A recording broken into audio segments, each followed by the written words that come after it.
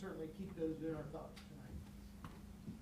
I pledge Allegiance to the flag of the United States of America and to the republic for which it stands, one nation, under God, indivisible, with liberty and justice for all.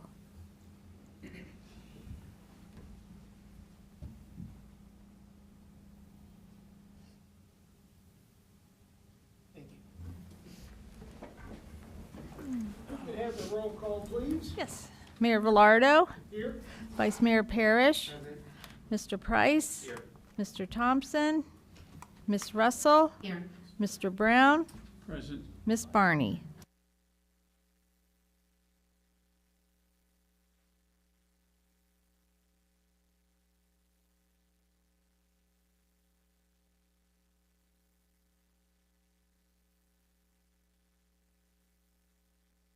Please approach the podium and say your name.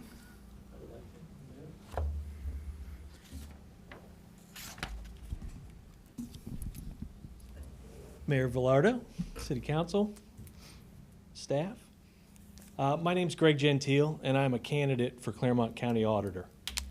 My beginnings in Claremont County started in the early 80s when my dad bought Amelia IGA, and I got to work there as a kid. That formed how that hard work, you know, and talking to people I didn't know, really formed me. Went to college and then had some jobs outside of state, but my wife and I settled back here in 1994. We raised our family in Claremont County, and I was lucky enough to be able to retire in 2022. And my mission is to serve my community. In 2024, I was able to take a position as deputy auditor, and have found a passion in the work we do.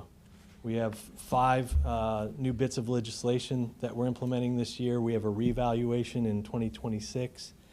And I'm really excited about the work we do. The campaign is going fantastic. I'm working my way around the county, meeting people, talking to people. You'll hopefully see some signs soon. And I'll stick around for after the meeting if anybody has any questions or would like to meet with me, but I wanted to take a moment to introduce myself. Well, So thank you. Thank you for Thank the you. time. Thank you. Questions? Yeah, have we extended this invite to all other political candidates? They've always been open to anyone. Okay, good Yeah. to know. Yeah, Excellent. as a matter of fact, I know you missed it. Last week we had the park board was here, so they reach out to us, and so they come. Most of them come at some point. Excellent. Thank you. Vice Nice to Mayor. I meet you. appreciate Good that. luck. And then proceedings. I would make a motion to approve the council meeting proceedings from March 3rd, 2026. Second. All those in favor say aye. Aye. Opposed? And then financial statements. I would make a motion to receive the February 2026 finance report. Second. All those in favor say aye. Aye. Opposed? That takes us right to the city manager report. Thank you, Mayor. Provided in everyone's packet is the city manager report. Just wanted to highlight a few things. We've had our kickoff meeting for the new website. We should be getting that within the next 2 weeks. We're excited to really revamp that website and do a better job of communicating not only city business, but some of the other assets and great things we have going on within the city of Milford. I did want to bring some attention towards the mini pitch. The mini pitch is not open, despite people breaking in this weekend. It is not open.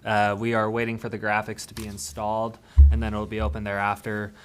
We have tentatively scheduled the mini pitch ribbon cutting to be, I believe it's April 16th. It's 16th or 14th. I'll confirm that. 16th? 16th. And we're looking to really make that an event. We're talking about doing the Bailey March from the 5 Points landing down to the mini pitch. And I know we have players that are going to be present. We've got the local soccer team that we're going to invite, as well as the marching band. So we're excited for that to, I guess, get here. The customer service station, the furniture is currently being installed. We expect that to be done by the end of the week, and then we'll really start kicking off that customer service station and the initiatives and some of the priorities that we have that comes along with that. second to last thing is I wanted to congratulate 2 water department employees. We had one that had the birth of his first child, and then we had one that successfully passed his Class 2 certification. So we're a Class 2 plant. Since he's been here, we've hired him. I think he's been here less than a year. He's got his Class 1 and his Class 2. So that is a huge win for us. And then lastly, I wanted to touch on this, and Mayor, please let me know if there's something I need to add, but city leadership attended the Claremont County Chamber of Commerce Economic Forecast. I did provide a update or a memo to council, sort of highlighting some of the items that were discussed, but really what was highlighted during the event that it is until 2030, the economy, we expect a lot of results. Consumer spending is supposed to be up this year heading into 2030.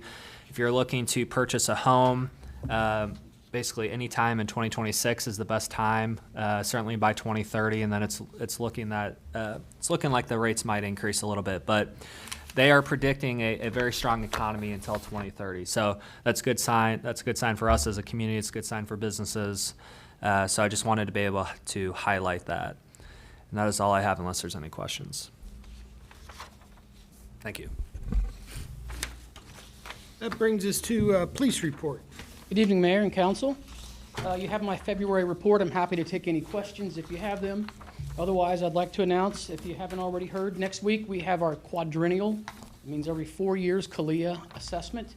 We have an assessor here with us coming in Sunday night and leaving Wednesday afternoon.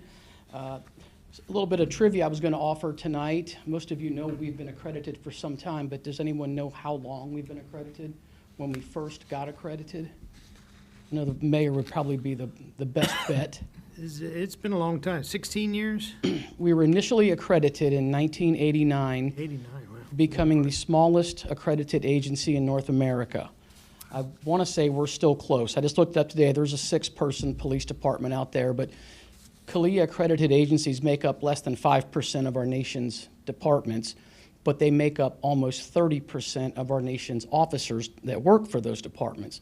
So what you get from that is most accredited departments are much larger than us. As you're aware, I've been an assessor for almost 25 years. I've never assessed a department as small as Milford. The most recent one was close, but they had about 5 more officers. So size A agencies like ourselves and Goshen, we make up 2 of the 5 in Ohio. So it's a lot of work. That's why there aren't more departments that are accredited. It's a testament to Kim Shinchang. She's an exceptional accreditation manager. And it's a testament to my officers who are following those standards. And I don't want to jinx myself because next week's our assessment, but we're feeling really positive about it.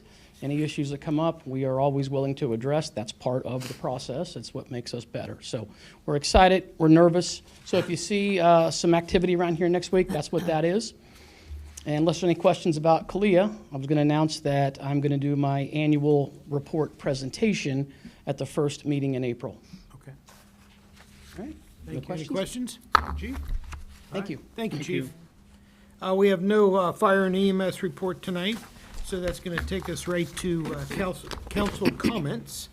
I know we have a very important thing on the agenda that we need to appoint Mike Brown to the, he has graciously accepted the ability to serve on the City of Milford Tree Commission. That was an error on our part when we first appointed everyone. We have a vacancy. So can I get all those in favor of appointing Mike Brown? Aye. What's that? Aye? All right. So we will appoint Mr. Brown to the City of Milford Tree Commission.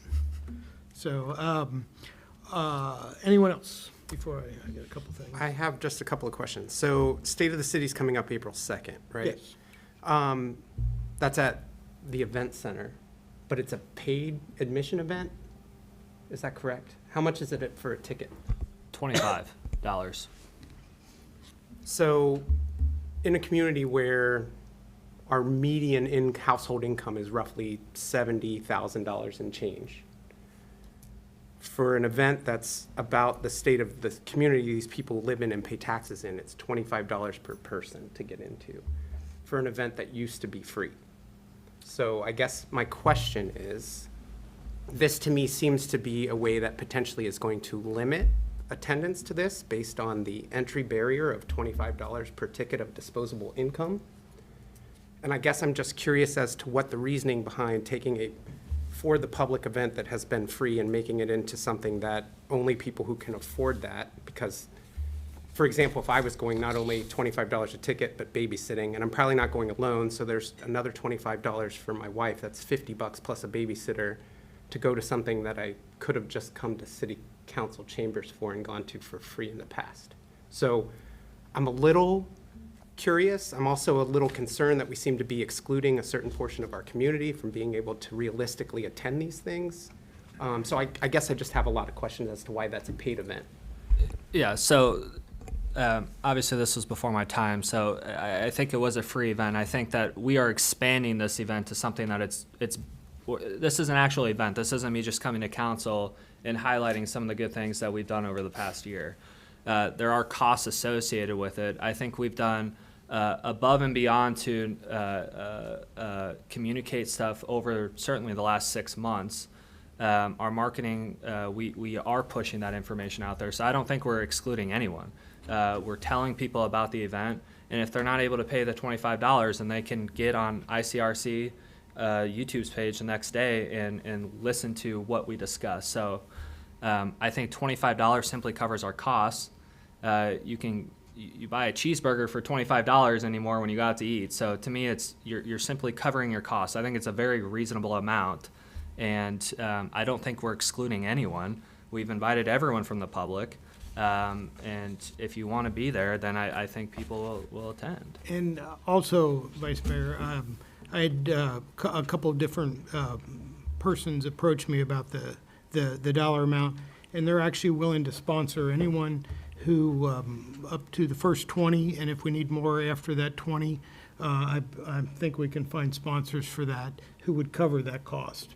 So they would just need to reach out to Jackie in her office and get a list and get back to us. So anyone who really wants to attend, so far I've secured potential sponsorship up to the first 20, and if we need more than that, I think we can find that. That's too. excellent news. Can Yeah. we put that out on the city's Facebook page so maybe people that aren't Well, watching I just tonight found it don't out. hear? Yeah. This just happened today. That's in excellent news. response to Perfect. some comments that were on social media. So these people have reached out. So this is all new news. Great. So great anyway, news. so yeah. I'm So- happy to hear that we've got sponsorship, but if we Yeah. could just get the information, again, we're mentioning it now, but for anybody who's not watching, if we Right. could just put it out there so that if folks are interested, they have the ability to reach out, that would be excellent. And I would also comment that we have a public meeting twice a month.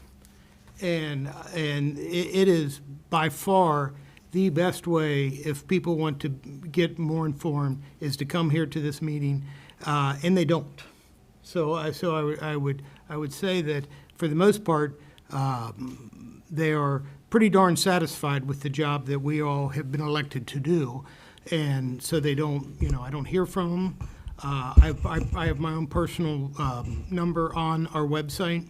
I don't get phone calls. I don't get emails.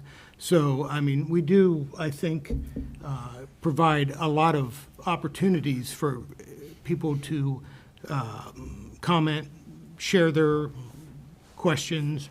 So I think that there is other ample opportunity also. I would agree that there's ample other opportunity. I just, again, I wouldn't limit people I wouldn't add static or friction to people's ability to attend things when, to your point, we already have low attendance here. But if I'm a single parent working 2 jobs, my last worry is being able to make it on the first and third Tuesday of the month. Maybe I only can make it to the state of the city, but now I can't afford $25 in a babysitter, right? So my point is not necessarily that the city is doing a bad job of getting information out to folks or attempting to do so.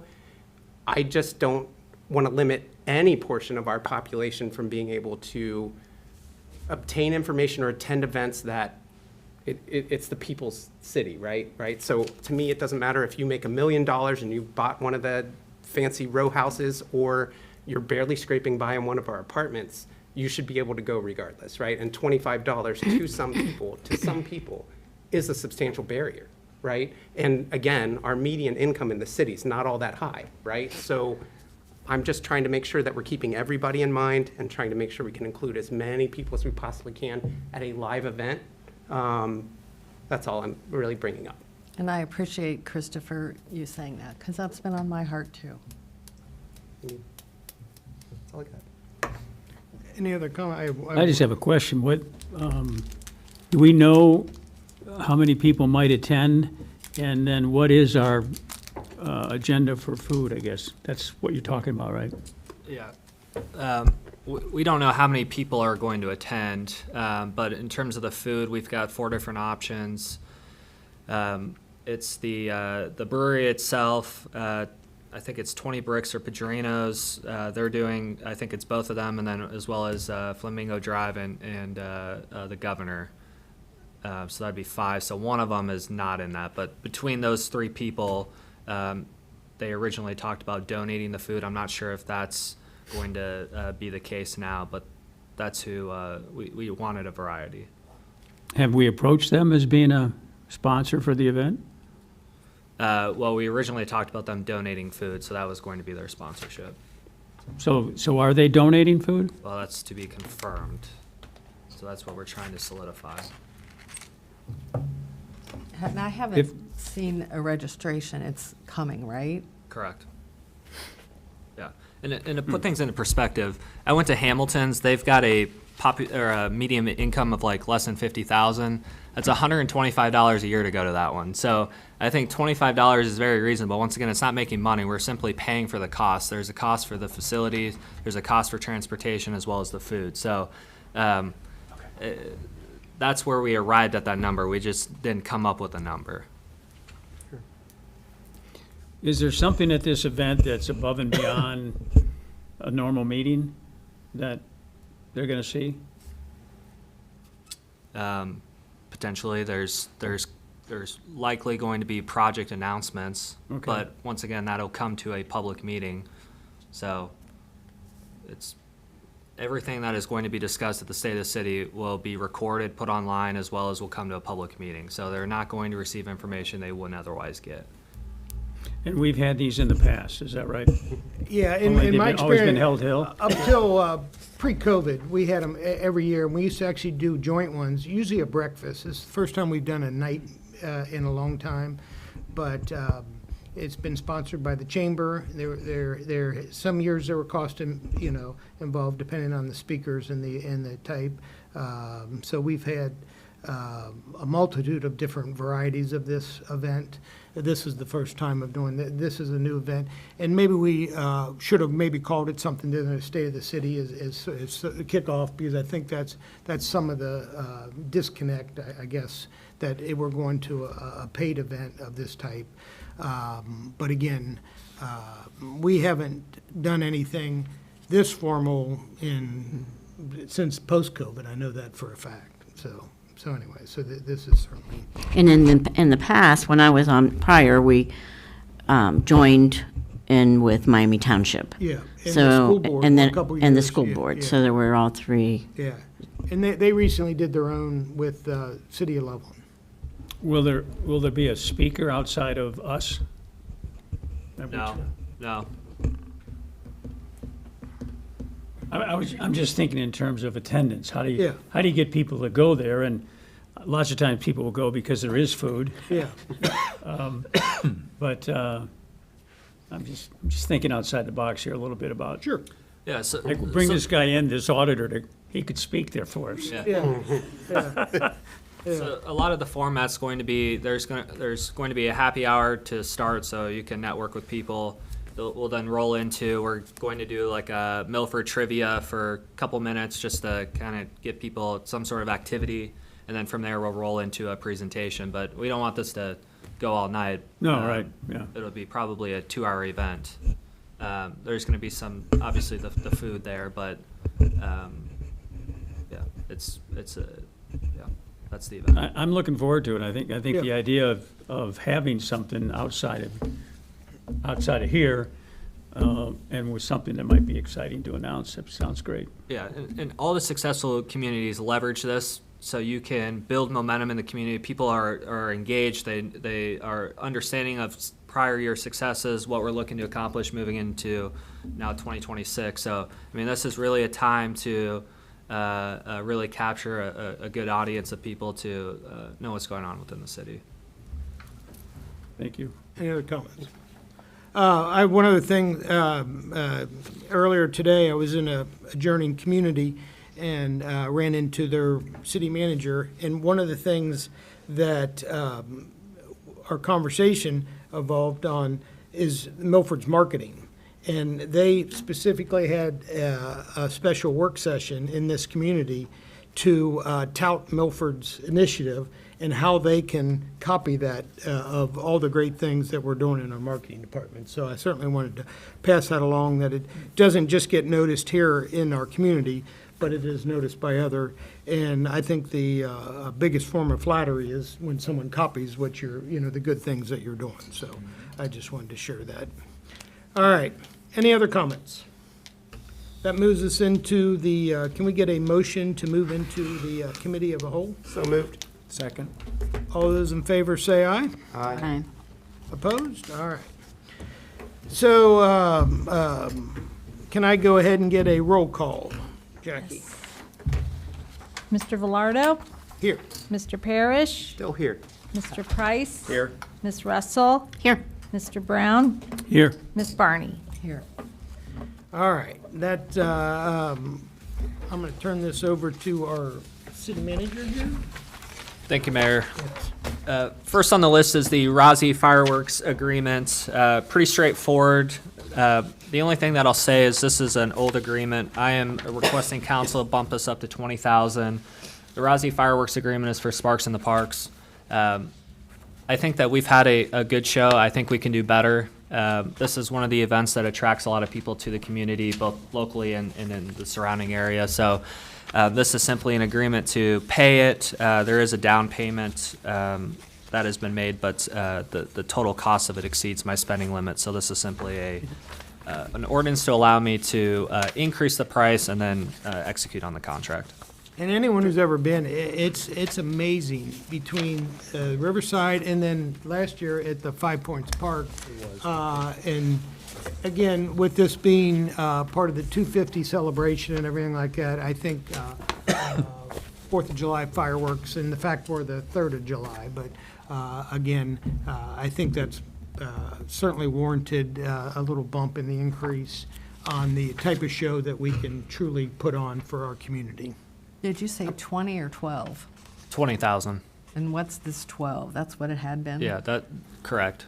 Yeah. So I'm assuming for Oh. the 20,000, we get more quote-unquote material. as they listed in Yeah, here. yeah. Correct. The only question I would have, and I don't assume the answer is yes, but from more material, I'm assuming there is no reason that they would need to obtain even more public liability and property damage insurance than is listed here, because that seems like a pretty high amount already. Yeah, that was one of the things that the law director Yeah. brought up. So we did, we're going to reach out to them and make sure that that's adequate and then run it past the law director. But as of right now, we have no worries with that. Great. That's the only And question I had. also, you are mandated by state law, I believe, of what the amounts need to be Oh, okay. based on, the coverage.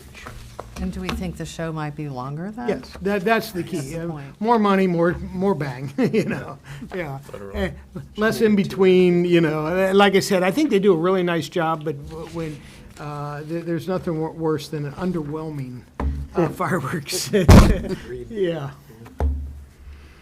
So, I would recommend that the law director draft an ordinance authorizing the city manager to contract with Rozzi Inc., DBA Rozzi's Famous Fireworks, to provide fireworks for Sparks in the Park at a cost not to exceed $20,000 even. Second. Ms. Russell? Yes. Ms. Barney? Yes. Mr. Brown? Yes. Mr. Parrish? Yes. Mr. Velardo? yes, Mr. Price? Yes. Thank you. Moving on to the State Route 28 sewer main replacement.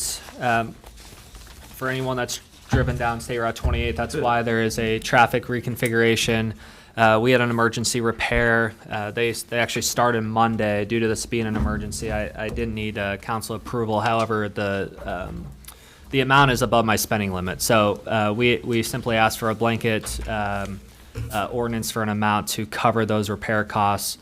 There was a sinkhole that started once the crews got out there to identify what the issue was. The pipe itself it's past its useful life. There's an issue there, so we're simply replacing it, and we're going to keep moving there. So this was just up from the area that we had to fix last year.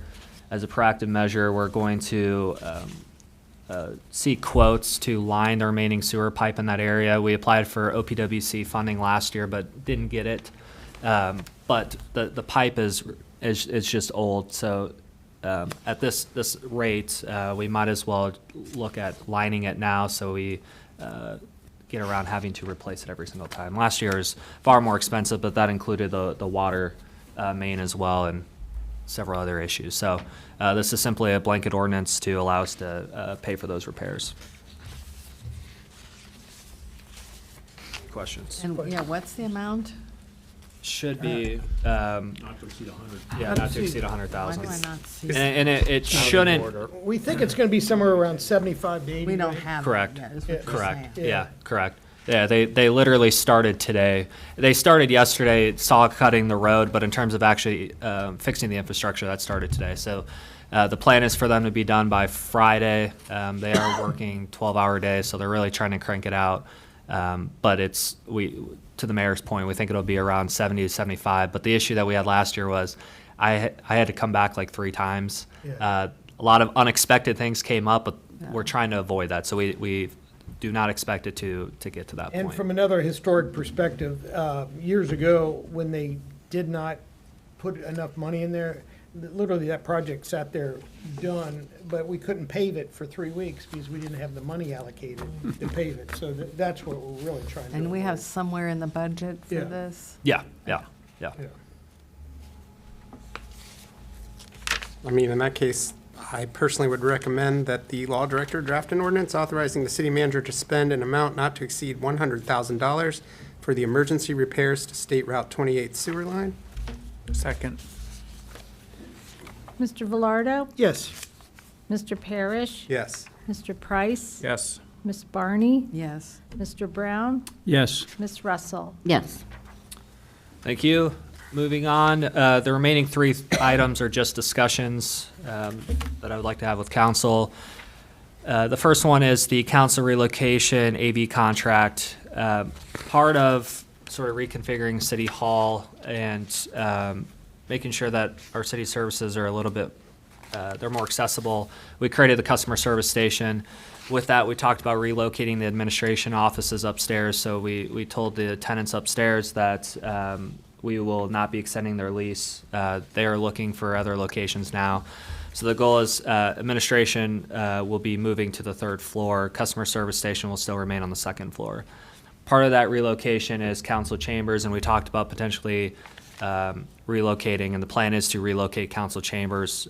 Part of that is the wall that is behind everyone. We turned that into the storage area. Over the last year, certainly there's some technology needs down here that we've discussed since I've been here, probably before my time. We were able to get some estimates, and when I say we, it was certainly Jackie. She did the fair share of this. It came back at about $120,000 last year. At that point, we decided we didn't have $120,000 in the budget to pay for that.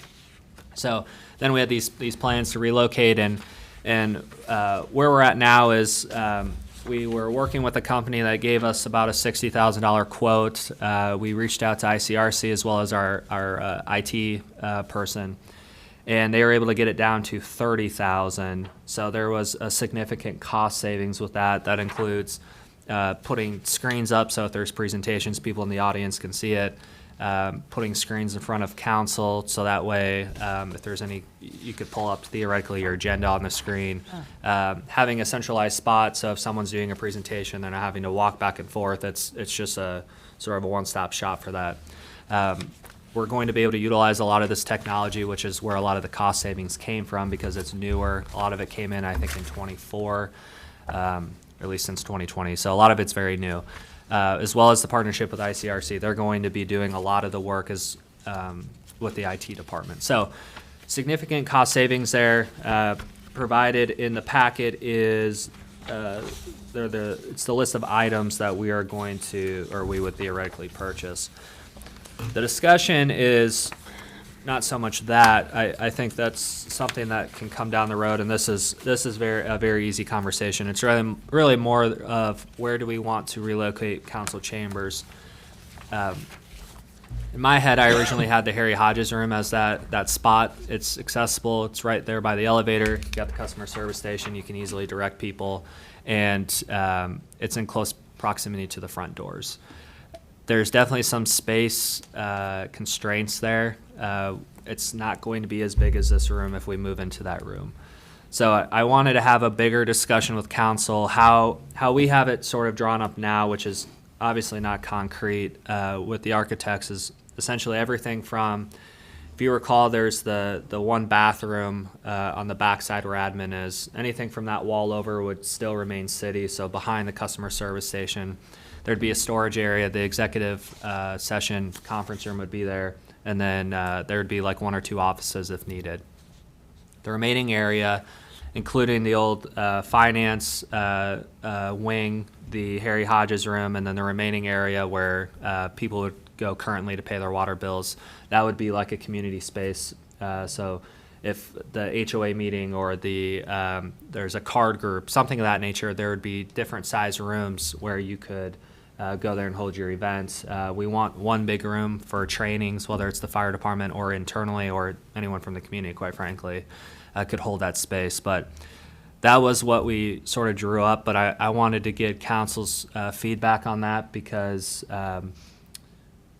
I don't have all the answers. So if there was different opinions on if we need to totally change what our plans are and put council somewhere else, great. I just wanted to seek feedback. I'm a visual, I think we're all kind of visual. I would like to see us have both plans, that what it would look like in the Harry Hodges room, what council would look like in the other room. From a personal standpoint, just what you said, I always envisioned that if council were to move upstairs, it would be in that front space that you were referring to, the community room, because it would hold enough people that when we have the bigger meetings, that you would not be limited with space and still be able to utilize that room for trainings and things like that, to have the big space. And I think possibly from a cost standpoint, we wouldn't have to touch the Harry Hodges room, and we could keep that kind of as it is, still as a community room, things like that, and just remodel the other, as opposed to technically remodeling both places. I would like to see our architect maybe give us options and what those costs associated with that would be. Does council have any real opinion in terms of having community space other than the Hodges room and old finance, like smaller rooms, if it's just a card group or something of that nature? Is there an appetite for that, or? I like the idea of having smaller spaces, but I'm also in my head, like, why permanently subdivide if we don't have to? Like, what Can it be about flexible? like accordion walls or whatever they call those in a conference center, to where you could subdivide the larger community space to let that car group have a smaller space if they want to. But if you need extra space, you can move those walls and then it all opens up, right? What about looking into that potential possibility? Yeah. I like the idea of upstairs, more accessible, right? Like all those things I like. There have been a handful of times in my time on council that this chamber has even been full, right? So Right. to Ralph's point, I'm a little more visual.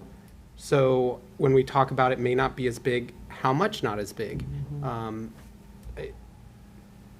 Again, I think upstairs is a great idea. I'm excited to see what possibilities come out of this. I like the idea of seeing multiple ideas presented to us so we can kind of get an idea of where we might possibly How many go. people they'd hold. Right. Yeah, I think that's and really what the cost is, Yeah. Is it, if we're doing everything, option A is this, B, C, whatever. So I believe we put some money in the budget, for this. But again, to see how those numbers And I play think out. it's important to have community spaces Yeah, for sure. to Absolutely. invite people in. Yeah. Well, we have community space now, it's just, Yeah. like I said, we have the ability, but I just think that if you have the council in the bigger space, you would still have the flexibility to do a lot more with that. Was the original motivation to get out of the basement? Part of it's all the like tech issues we have down Or, here. right? The okay, tech Right. issue and the visualization, like when you do presentations, Oh, even before I the- know. Yeah. Yeah. And, Upstairs. We have Wi-Fi issues down here, all Wi-Fi. sorts of stuff. The elevator was obviously an issue. Oh, Now we're right, fixing duh. that, but Yeah. still. All right, I got my marching orders. I'll come back to council with some revisions, and then from there, once I know what path we're going, I can seek an architect's estimate on that. Alrighty, moving on. Next on the discussion agenda is the revised CRA program. For those of you that are new on council, I'll do a brief summary and then I can answer any questions. Last year, we ran into some issues with enforcing the current CRA. Without getting too deep in the weeds, there's two different CRAs. There's what's called the pre-94 CRA and then a post-1994 CRA. Pre-1994 and post-1994. The pre-1994, we as a city get no discretion. They pretty much by right get a 15-year 100% CRA, assuming they're within the district. You can amend that. I think it's 3 times before you can no longer amend that, and you have to go to a post-1994 CRA. We have amended that to the fullest extent. So some of the commercial areas, for example, out by Target, that is not included in the CRA district, which is why that Vision Development Council passed a TIF in lieu of an abatement, and it acted very similar. So with that, we also have a lower revenue sharing threshold with the school district at $1 million versus $2 million with the post-1994. I brought up with council, or brought up the discussion last year, probably around the July-August timeframe, about revising the CRA to better cover the city and some of our existing projects, but also future areas of growth and development. And revising the CRA would allow us to better facilitate some of those efforts. So what I have provided in the packet is I've got 3 different areas. We are looking to consolidate 2 of them, but I'll walk through 3 different areas. There will be effectively 2 CRAs is what I'm proposing. Once again, this is simply a discussion.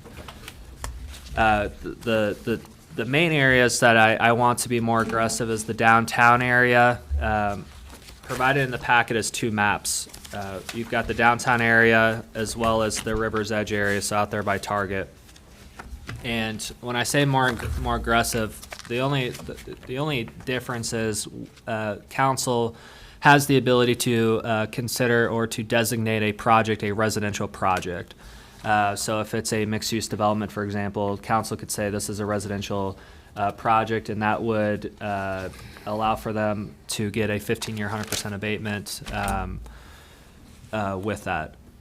That also has to do with the revenue sharing requirements that would, you'd basically be able to bypass the revenue sharing requirements of the schools. But they would get that by right if it's considered residential. The commercial would still have the discretion. So I only want that in the downtown and the River's Edge area. The remaining commercial areas in the city would just be a traditional CRA. So residential would not be incentivized like the other areas. There's certain thresholds that you can do under the CRA without going to the school board for approval. Once you go to the school board, then they would have to vote on that, and it'd be up to them to allow that, and that's usually a project-by-project, case-by-case scenario.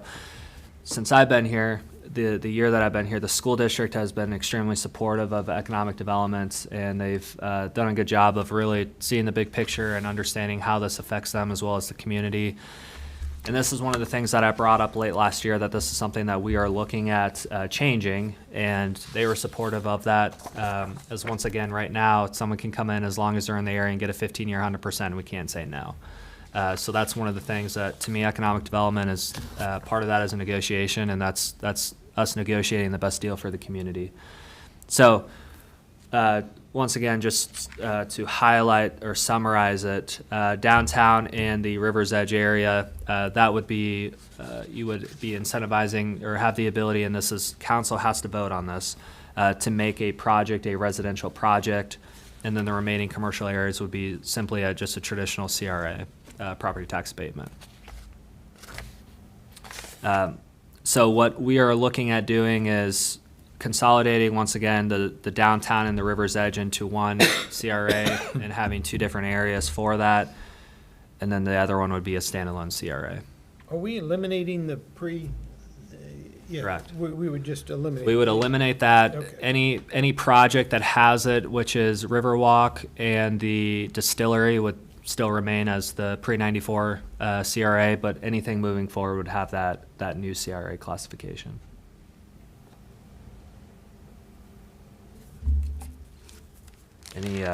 Any questions on that?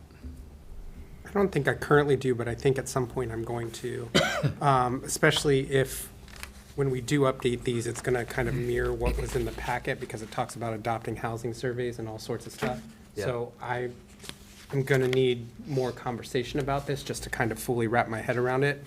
But I don't think I've had enough opportunity to really truly sit with this and digest it enough to come up with any useful questions, but I will have some. That's fine. I'll say, for those of you that were on council last year, when we submitted an economic development plan to council that included a housing study. That's required for any CRA. So if you're creating a new one or revising it, you have to complete a housing study.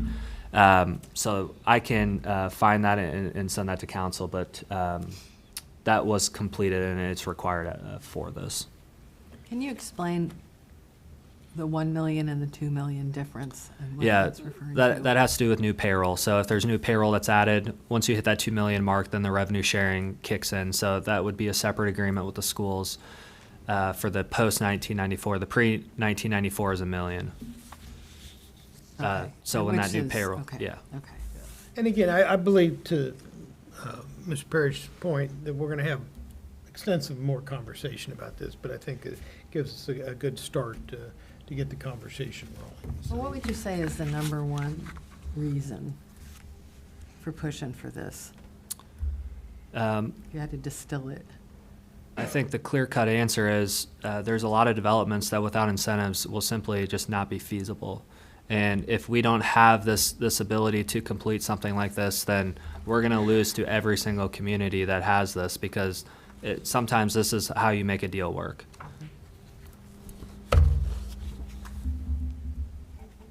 Any other questions? Good discussion. All right, thank you. Moving on. Last item, the 5 Points Landing grant. I don't have anything in the packet for this. I wanted to simply discuss this with council and make sure I've got the right path forward on this. The city, prior to my time, received a $400,000 grant for 5 Points through the one-time strategic fund at the state level. Part of that grant has been spent, or will be spent, on the irrigation. It's about $120,000, as well as the electric that will be placed along the sidewalk. In addition to the $400,000 that we received from the state, last year we received $20,000 from the Claremont County Park District that will go towards the irrigation. That's what we submitted for. So of that $120,000, 100 of that will be paid out of that state grant. So let's just say we have $300,000 left over from that state grant. What I am wanting to do, and we discussed this last year with the last council, was basically looking at the rendering. So when we went to the voters and we were seeking that levy, what that rendering looked like and what was being proposed, simply picking out what we can see within that rendering and coming up with $300,000 worth of upgrades. A lot of the items that came up was the swings in and around the splash pad area, some more shade in that area. Those were some of the items that popped up. What I am seeking is direction from council to ensure that I should continue down that path, find a list of items within the $300,000 based off of that rendering, and then coming back to council to seek further approval. I know that's one of the number one questions that I get asked about, is when are the swings, when's the shade coming, when's, everything Did else. we originally talk about that in phases? Well, but when we sold this to the public, the phases was in real small print somewhere in the bottom of, I believe. And again, I think people expected the park would be X, Y, Z, and we have not delivered that yet. And I think we have an opportunity to correct that. And yes, to your point, it all had to be in phases because we could not afford to do it all at the So same what would time. this be, phase 2, Well, this is probably, 3? Yeah. Forty. The other thing I'll throw out there that I absolutely think we need to do, and I apologize for forgetting this. Last year we had an issue with the surface at the splash pad. We, for the lack of better words, just used the wrong surface. That'll be between 40 and 50,000 to replace that to an actual surface that is geared towards splash pads. And not slick? Correct. Right. So that is something that this will have to go to council, but is something, I think it was around 40, closer to 40. It might have been just under. But I think that's absolutely something we need to do. We had First thing. how many issues last year with Yeah, that? So yeah. that's the only thing that I would say I have earmarked, and this has to go to council, so it doesn't matter what I earmark in my head, but that is what I've earmarked for some of the other funds. well, I think it's a safety issue, first and foremost, yeah. Yeah, and I would agree. I think the surface is first and foremost, but then to get closer to the rendering, because Yeah. to the mayor's point, there was a certain vision of this park that was really sold to the public and like, vote for this, this is what you're Right. getting, and we're just not there, right? So I think you've got the right idea of stuff off the rendering. Well- The swings I get asked about all the time, and it would be lovely to have more shade for sure. I'm sure this is long forgotten, but part of that was supposed to include the boys and girls entrances from Milford, Maine. Yeah, but that was nixed real early on, before the rendering. Yeah, but part of it had to do with that we weren't able to salvage them. They were in storage for a while. They're I probably don't know gone. where they are now, yeah. Oh, they're probably at the school by you, Yeah. Mike. Yeah. I don't know. They were supposed to I know what you're talking, I know that conversation, but I don't believe that rendering had those, when it came up to vote, but that was certainly part of a conversation, I do know that. So is there a rendering of projects that we said we were going to complete? Is that right? Oh, yeah. At least So- 5 points at least. I So know. now that we're discussing it, when do we plan to complete it? That's what we just talked We're about. working on. No, I know, but do we have a time frame? Oh. Well, We'll have to get yeah, bids, yeah. Well, it depends upon the amount, because there's going to be certain things that we might have to send out to bid. So for example, the splash pad surface, if that's over the 40,000, then we're gonna, there is an emergency component, but likely that'll have to go to bid. And could we do that in time for summer? Summer? Maybe. I will not make that promise, but I'll do my best to execute on that I don't think statement. we should, Bob, quite honestly, I don't think we should open it until we do. That's my opinion. The splash The pad. splash mean, pad. I think if you were gonna try to do it before summer, like next council meeting, we would need to see some bids Correct. because you're running close. Right. But I also think the only thing crueler than having a splash pad that I'm likely to slip on is telling me as a little kid that the splash pad isn't open because I might slip, right? So like, sorry, Billy, I know you had fun last year slipping and hurting yourself on the splash pad, but this year you don't get to do anything, right? So like, I don't know. I would not, I understand the hesitancy in opening it until it's fixed, but also like, I don't know, some kids, that's their only source of cooling off and I think, splashing around. I think we can put, what's wrong with caution signs or something similar to that? Around on the sidewalk area. Temporarily. Temporary. What does the Just, golf and course it would be say? a temporary thing. Slippery when wet. That's always the signature golf Oh, there we course go. phrase, yeah. There you go. Clever. There you go. Or is there But I do think, put on it, been set I aside? do think the Some surface is the rain- first thing we need to address. Yeah, Yeah. absolutely. There was, I have to go back. There was a cheaper 300,000. alternative method that you could put some sort of, Grit, yeah. yeah, it was a stickiness on there, but they recommended a full replacement because there was actual, beyond it being slippery, there was actual issues with the concrete itself. I mean, it's a temporary fix. Oh. Let's say it can't be resurfaced, we don't want to close it for the whole season. Could you coat it with something relatively cost-effectively to counteract it being slick? Yeah, I'll have to ask. Okay. I'll have to ask. Kind of surprised with that many kids running through it all the time that it's not just sticky by nature, but Yeah. I mean, here we are, so I just want to figure that out. I do think the surface is the first thing we need to address there, but also I do think you're headed down the right path of finding stuff from the rendering and coming to council for. Yeah, on it. All right, any other conversations about that? And if not, any other matters that may come before committee? Hearing none, any public comments? Seeing none, can I have a motion to adjourn from committee as a whole? So moved. Second. All those in favor? Aye. Opposed? That moves us right into new business. Any new business? If not, it's the Lamborghini show. Thank you, Mayor. Read the paper.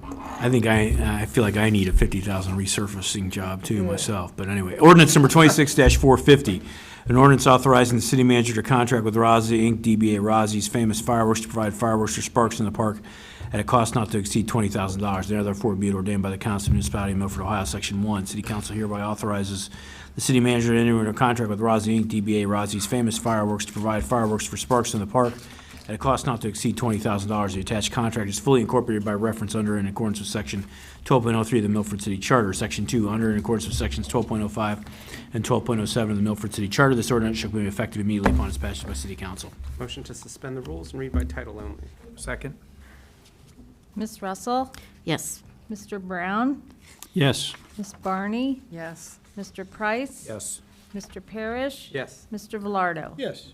Ordinance number 26-450, an ordinance authorizing the city manager to contract with Rozzi Inc., DBA Rozzi's Famous Fireworks to provide fireworks for sparks in the park at a cost not to exceed $20,000. Motion to adopt. Second. Mr. Velardo? Yes. Mr. Parrish? Yes. Mr. Price? Yes. Mr. Brown? Yes. Ms. Russell? Yes. Ms. Barney? Yes. Ordinance number 26-451, an ordinance authorizing the city manager to spend an amount not to exceed $100,000 for costs associated with the State Route 28 sewer main emergency repair cost. Now therefore be it ordained by the Council of the Municipality of Milford, Ohio, whereas the city of Milford experienced an unexpected sewer deterioration and line break on the State Route 28 sewer line that required emergency repair, and whereas the city of Milford replaced 300 feet of infrastructure to eliminate aging and deteriorated infrastructure and replace the infrastructure. Section 1, now therefore Section 1, sorry. City Council hereby authorizes the city manager to pay the costs associated with the emergency repair of the State Route 28 sewer line, recognizing the immediate necessary need for the emergency repairs, including the authority to pay any of the bills associated with the project in an amount not to exceed $100,000. Section 2, under and in accordance with Section 11.09 of the Milford City Charter, competitive bidding shall not be required due to the real and present emergency created by the unexpected sewer deterioration and line break on the State Route 28 sewer line requiring immediate repair. And Section 3, under and in accordance with Sections 12.05 and 12.07 of the Milford City Charter, this ordinance shall become effective immediately upon its passage by City Council. Motion to suspend the rules and read by title only. Second. Ms. Barney? Yes. Ms. Russell? Yes. Mr. Parrish? Yes. Mr. Velardo? Yes. Mr. Price? Yes. Mr. Brown? Yes.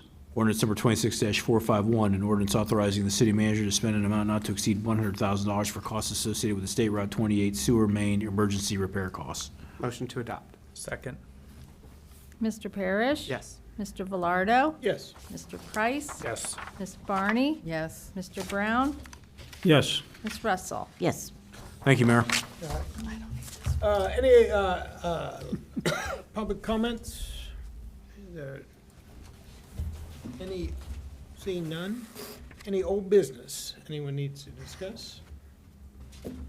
I would make a motion pursuant to and in accordance with Section 3.052 of the Milford City Charter to enter into executive session to consider the purchase of property for public purchases, the sale of property at competitive bidding, or the sale or other disposition of unneeded, obsolete, or unfit for use property in accordance with Section 505.10 of the revised code. If premature disclosure of information would give an unfair competitive or bargaining advantage to a person whose personal private interest is adverse to the general public interest.